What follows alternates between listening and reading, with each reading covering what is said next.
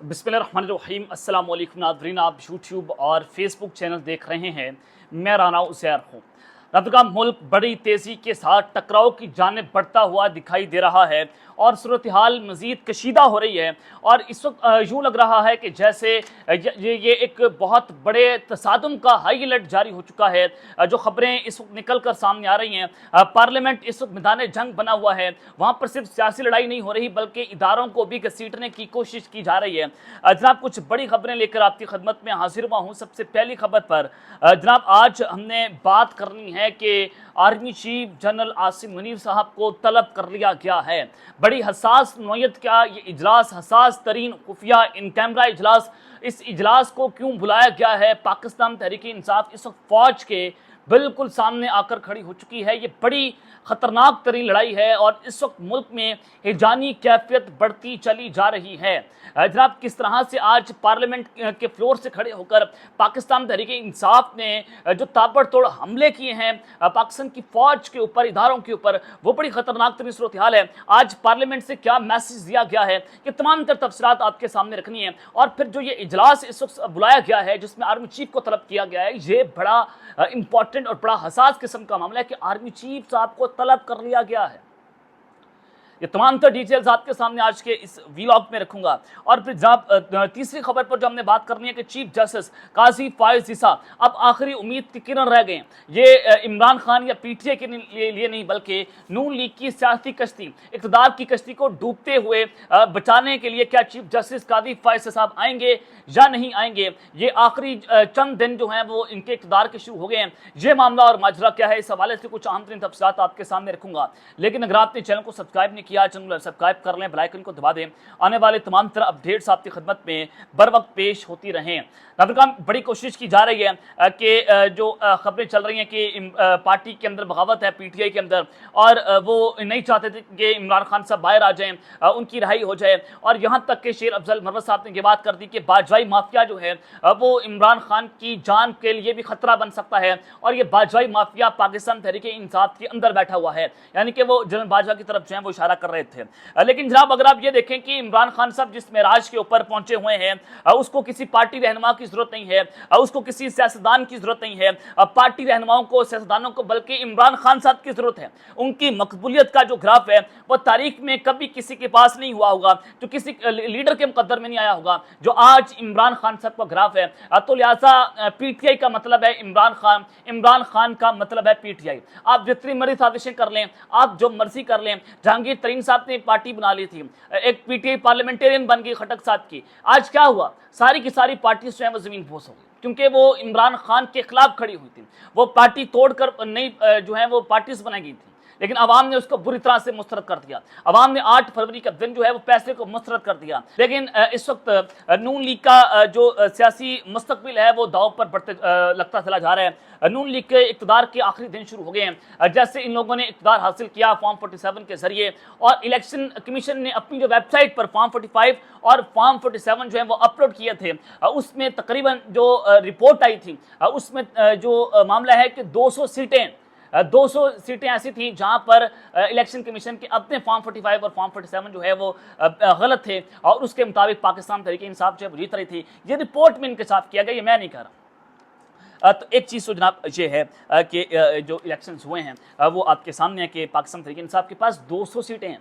हालांकि जो दावे किए जा रहे हैं कि 180 सीटें 2/3 पीटीए के पास है, लेकिन 200 से ज़्यादा सीटें जो हैं पाकिस्तान तहरीक इंसाफ इस इलेक्शन में जीती है। लेकिन जनाब, खौफ था इमरान खान का कि उनको नहीं लाना, ये नहीं करना, वो नहीं करना, रियासत का चूंकि फैसला था। अब जनाब, इलेक्शन ट्रिब्यूनल्स जो हैं फंक्शनल हो चुके हैं। वो कैसे हुए हैं? Chief justice Lahore high court जो जस्टिस मलिक सिद्धार्थ साहब ने इलेक्शन ट्रिब्यूनल्स बनाए थे, तो शाहिद करीम साहब ने ये फैसला दिया था कि 1 हफ्ते के अंदर अंदर जो है वो ये इलेक्शन ट्रिब्यूनल्स जो हैं वो जनाब फंक्शनल हो जाएंगे। तो अब ये इलेक्शन ट्रिब्यूनल्स जो है कुछ आज से फंक्शनल हो गए हैं और कुछ सोमवार से कल यानी कि वहां से जनाब फंक्शनल हो जाएंगे, और हुकूमत ताश के पत्तों की तरह बिखरना शुरू हो जाएगी आइन और कानून के मुताबिक, क्योंकि 180 दिनों के अंदर जो है वो जनाब फैसले करने होते हैं। 4-5 माह के अंदर अंदर ये फैसले करना होंगे कि जिन जिन सीटों के बधांधली इलेक्शन ट्रिब्यूनल्स में जो केस चल रहे हैं, चाहे मरियम नवाज, शहबाज शरीफ, आन चौधरी, इन सब के फॉर्म 45 तलब कर दिए गए हैं। और अगर यहाँ पर जो है वो धांधली साबित हो गई, फॉर्म 45 का पाकिस्तान तहरीक इंसाफ जो जीत रही थी, फॉर्म 47 के जरिए जो उनको हरवाया गया, अगर वो सारा कुछ पकड़ा गया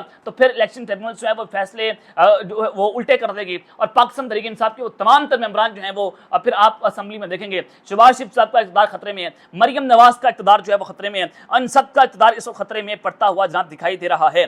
और अब इनकी आखिरी उम्मीद क्या है? चीफ जस्टिस कादी फैसला कि वो सिर्फ इनको रेस्क्यू कर सकते हैं कि ये क्योंकि मामला सुप्रीम कोर्ट में जाएगा, फिर 5 रुकनी कमेटी बेंच बनाया जाएगा और 3 रुकनी कमेटी ये फैसला करेगी कि 5 रुकनी बेंच में कौन कौन से जजेस हैं वो शामिल हों, और अगर प्रो काजी जज हैं वो उसमें लगाए जाते हैं तो फिर तो इस मामले को जो है वो रेस्क्यू किया जा सकता है। लेकिन अगर जस्टिस मोहसिन अख्तर कैनी साहब मोहसिन अख्तर कैनी साहब की बात कर लें या दिगर जो इस वक्त सुप्रीम कोर्ट के जजेस हैं, अगर जस्टिस अतर मिनल्ला साहब हैं और बाकी जजेस जो हैं, अगर वो आइन और कानून के जजेस होंगे तो फिर डेफिनेटली ये फैसला जो है पाकिस्तान तरीके इंसाफ के हक में जाएगा अगर ये सुप्रीम कोर्ट में जाते हैं। लेकिन एक्शन ट्रिब्यूनल जो है वो जनाब अपना अपना जब फैसला करेंगे तो जस्टिस शाहिद करीम साहब के पास जो हल्के हैं गुजरात का, मंडी बायबुद्दीन का, हफ्जाबाद का, तो कंफर्म सीटें हैं पाकिस्तान तरीके इंसाफ की। और आप जल्द देखेंगे कि इन तमाम तरह हल्कों से पीटीआई के जो उम्मीदवार हैं वो जनाब आपको असेंबली के अंदर जनाब नजर आएंगे। जस्टिस चौधरी इकबाल साहब हैं, उनके पास जनाब सरगोदा ओकाड़ा खुशाब पाक पतन के हल्के हैं। जस्टिस अनवार हुसैन उनके पास लाहौर, जस्टिस सुल्तान जो हैं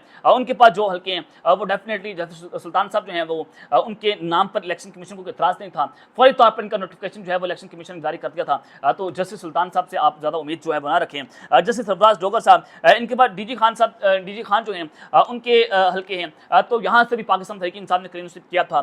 तो जनाब अब ये आखिरी उम्मीद क्या है? इलेक्शन ट्रिब्यूनल से तो 180 दिनों के अंदर फैसले सुनाने हैं और इलेक्शन कमीशन की जो अपने अपलोड करदा फॉर्म 45 और फॉर्म 47 है उसमें धांधली पकड़ी गई है। उससे साबित होता है कि पाकिस्तान तहरीक इंसाफ जीत गई थी और उसमें यह भी देखा गया कि कैसे 1 को 9 बनाया गया और फिर 0 को 1000 कर दिया गया। ये सारा कुछ आपने देखा और वो चीज़ें जो है वो ऑन द रिकॉर्ड है, उनकी वेबसाइट पर मौजूद है। तो लिहाजा पाकिस्तान तहरीक इंसाफ को अब 1-2 दहाई से लेने से कोई रोक नहीं सकता जब तक चीफ जस्टिस कादी फैसला जो है वो इनको रेस्क्यू ना कर लें। आखिरी उम्मीद है नून लीग के पास। अब जनाब आगे बढ़ लेते हैं कि पाकिस्तान तहरीक इंसाफ जो है वो इस वक्त बिल्कुल फौज के सामने आकर खड़ी हो गई है।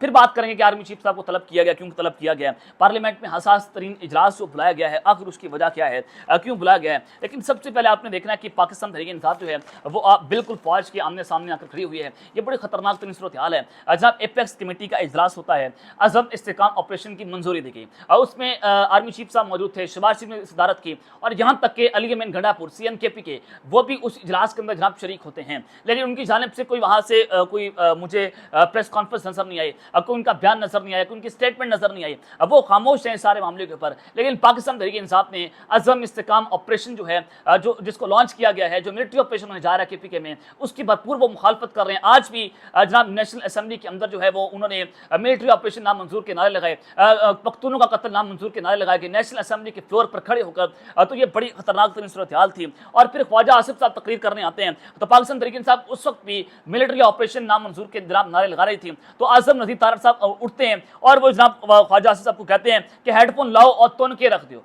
यानी कि ये बातें की जा रही हैं, ये जनाब इनका हुकूमत का रवैया है कि तुन के रख दो, यानी कि इदारे भी तुन के रख रहे हैं। आप मुल्क को डंडे के जोर पर चला रहे हैं, पार्लियामेंट को डंडे के जोर पर चलाने की कोशिश कर रहे हैं। इस वक्त पार्लियामेंट की तोकीरी बेतुकीरी की जा रही है। आइन मुअत्तल हो चुका है कि फैसले जो है वह बंद कमरों के अंदर कर रहे हैं और पार्लियामेंट को ऑन जो है आप ऑन बोर्ड नहीं लेते, आप अपोजिशन को ऑन बोर्ड नहीं लेते। बजट का मामला हो, आपने अपनी हुकूमत को ऑन बोर्ड नहीं लिया। ये बेसिकली मामला कौन चला रहा है, जिस पर शहबाज शरीफ साहब ने जो है वो उस पर सवालिया निशान लगा दिया है कि इस वक्त हुकूमत शहबाज शरीफ के पास नहीं है। अब ज़ाहिर शहबाज शरीफ की हुकूमत है, पस आईना कोई और है।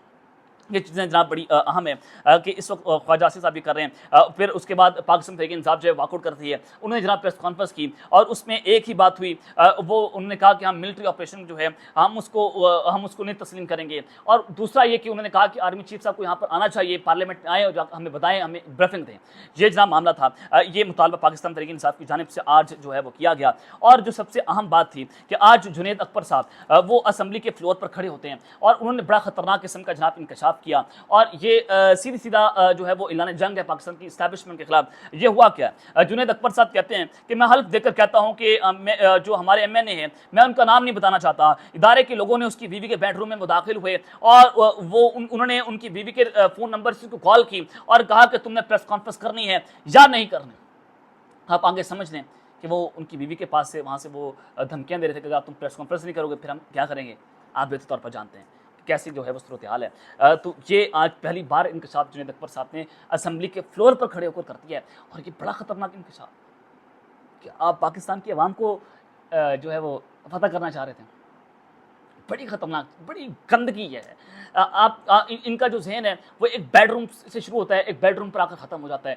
गंदगी का ढेर इनका ज़हन बन चुका है। यानी कि आप इस कदर गलीज़ तरीन हरकतों पे पहुँच चुके हैं कि जब आप मर्दों को फतह नहीं कर सके, आप जो है वो औरतों तक जा पहुँचे, आपने हाथों में चूड़ियाँ पहन ली। क्या आप एक शख्स की बीवी के पास जा रहे हैं, उसको ब्लैकमेल कर रहे हैं कि अगर तुमने प्रेस कॉन्फ्रेंस नहीं की तो तुम्हारी बीवी मेरे पास है। अल्लाहु अकबर, अल्लाहु अकबर। ये इस वक्त सूरत हाल है जो आज जुनैद अकबर साहब ने प्रेस जो है वो असम्बली के फ्लोर पर खड़े होकर ये इंकशाफ किया है।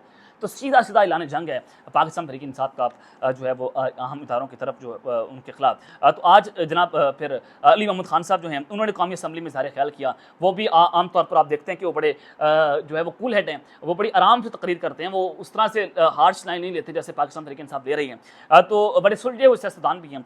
तो आज उन्होंने असम्बली के फ्लोर पर खड़े होकर कहा कि रियासत का इक़्तिदार अलीउल्लाह की ज़ात है और अवाम ने अपने वोट के से नुमाइंदे मुंतखब करके ये इख्तियार इस्तेमाल करना है। पाकिस्तान की पॉलिसियों की तश्कील का काम सिविल इंतजामिया के ज़िम्मे है और कायद-ए-आज़म ने ये ज़िम्मा लगाया था और कायद-ए-आज़म ने 16 जून 1948 को फौज से कहा कि पॉलिसियाँ बनाना आपका काम नहीं है। तो लिहाजा वो कहना चाहते हैं कि कायद-ए-आज़म का जो पाकिस्तान था उसमें पॉलिसियाँ बनाना आपका काम नहीं है, फौज का काम नहीं है, बल्कि सिविल इंतजामिया ने करनी है। पॉलिसीज़ कौन बनाएगा, ब्यूरोक्रेसी बनाएगी, पार्लियामेंट बनाएगी और यहाँ से जो है वो चीज़ें आगे लेकर चली जाएंगी। लेकिन अनफॉर्चुनेट पाकिस्तान में फैसले कौन करता है? पाकिस्तान की मिलिट्री इस्टेब्लिशमेंट जो है वो करती है। और उन्होंने कहा कि मशरकी पाकिस्तान की सानियत से हमें सीखना चाहिए। इमरान खान ने कहा कि हमुद्रमान कमीशन रिपोर्ट पढ़ें और उससे सीखें, लेकिन उसका मतलब कोई और लिया गया। कौमी असम्बली में खिताब करते उन्होंने कहा कि अवाम ने लियाकत अली खान को चुना तो उसे चुन दिया गया, फिर उनके कातिलों को तहफ़्फ़ुज़ दिया गया। इस मुल्क में कितने लियाकत अली खान और कितने भुट्टो कुर्बान किए जाएंगे? जुल्फ़िकार अली भुट्टो को फांसी और बेनज़ीर भुट्टो के कत्ल पर जुडिशल कमीशन बनाया जाए। अली मोहम्मद खान का कहना है कि हम मुल्क में जमहूरियत की बात करते हैं, बताया जाए 1999 में नवाज शरीफ को हथकड़ियां क्यों लगाई गई। इमरान खान समेत पाकिस्तान तहरीक इंसाफ के दिगर रहनुमा नाहक जेल में कैद हैं। साइफर पर भी जुडिशल कमीशन बनाना चाहिए। बताया जाए कि शामिर कुरैशी, यास्मीन राशिद, आलिया हमजा का क्या कसूर है कि वो जेल में कैद हैं। हमारी वफादारी अपने 25 करोड़ अवाम से। इस ऐवान में गाली की बजाय दलील से बात की जाए। हमने इस ऐवान को ऐसा ऐवान बनाना है जिससे नौजवान नस्ल सीखे हम सब पाकिस्तानी हैं। मुकदमा जमहूरियत ये है कि ताकत की बजाय पाकिस्तान की आवाम के लड़ा जाए। अपनी सियासी वाबस्तगी बरकरार रखते हुए पाकिस्तान, इस्लाम और कायद की बात हो तो अपने लीडर की बजाय पाकिस्तान की बात करें। अली मोहम्मद खान साहब ने बड़ी सख्त किस्म की जनाब आज ये तकरीर की है और उन्होंने भी आज जो है ऐलान जंग कर दिया है कि फ़ौज को पॉलिसियों से दूर रहना चाहिए। पॉलिसीज़ आप नहीं बनाएंगे बल्कि सिविल इंतजामिया जो है वो जनाब बनाएगी। तो ये एक सूरत हाल। और फिर दूसरी जानिब पाकिस्तान तहरीक इंसाफ ने मुतालबा किया कि आर्मी चीफ साहब को पार्लियामेंट में आना चाहिए, इन कैमरा ब्रीफिंग दें और अज़म इस्तेकाम नामंजूर जो ऑपरेशन जो है वो लॉन्च होने जा रहा है। तो जनाब ये दूसरी जानिब वफाकी हुकूमत ने फिर ऐलान कर दिया है कि अज़म इस्तेकाम ऑपरेशन कैसे किया जाएगा, इस पर बहस करेंगे। ऐवान में कौमी सलामती कमेटी का इन कैमरा इजलास भी बुलाया जाएगा। ये जनाब पाकिस्तान जो नून लीग की गवर्नमेंट है आज़म निज़ार साहब ने जनाब इसका ऐलान कर दिया है। कौमी असम्बली में आज उन्होंने खिताब किया और उन्होंने कहा कि अज़म इस्तेकाम ऑपरेशन से मुतालिक वज़ीर दिफा बात करना चाहते थे लेकिन अपोजिशन ने बात नहीं करने दी। लेकिन आप तो जनाब खड़े होकर कह रहे थे कि ख्वाजा साहब हेडफोन लाओ और तोन के रख दो। तुम्हारे बाप का मुल्क है, तुम तोन के रख दोगे, तुम्हारे बाप की असम्बली है, तुम ऐसा करना चाहोगे। और फिर दूसरी जानिब आप कहते हैं कि ख्वाजा साहब जो हैं बात करना चाहते थे। उन्होंने कहा कि अज़म इस्तेकाम ऑपरेशन कैसे किया जाएगा। वज़ीर-ए-आज़म भी इजलास में बैठेंगे और कौमी सलामती कमेटी का इजलास बुलाया जाएगा। पार्लियामेंट में आर्मी चीफ साहब भी आएंगे, पाकिस्तान तहरीक इंसाफ की उस इजलास के अंदर जनाब बैठेगी, तमाम अपोजिशन और हुकूमत बैठेगी और फिर उसमें इन कैमरा जो है वो ब्रीफिंग जो है वो दी जाएगी। तो ये सारी सूरत हाल है कि अब आर्मी चीफ साहब जो है वो आएंगे, DGI आएंगे, कौमी सलामती कमेटी पर जो है ब्रीफिंग देंगे। तो ये तमाम तर डिटेल्स मैंने आपके सामने रखती हैं। अब तक लेते हैं, अपना ख्याल रखिएगा और अल्लाह के बाद पाकिस्तान जिंदाबाद।